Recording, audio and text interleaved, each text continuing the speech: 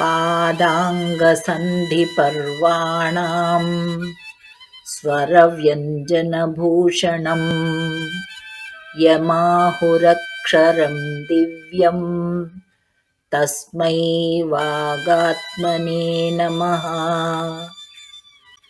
ఎవనికి సంస్కృతాది భాషల యందలి పద సమూహములు పాదములో, వాక్యములు అవయవములో, సవర్ణ సంధి గుణసంధిలోనగు శబ్దశాస్త్రములందలి సంధులు అంగుళుల పర్వములో, విజ్ఞులు ఎవనిని అత్యుత్తమమైన ప్రకాశించుచున్నదైన ఓంకారమను అక్షరస్వరూపునిగా చెప్పుదురో, అట్టి వాక్స్వరూపుడైన వాసుదేవునికి శబ్ద బ్రహ్మమునకు నమస్కారము.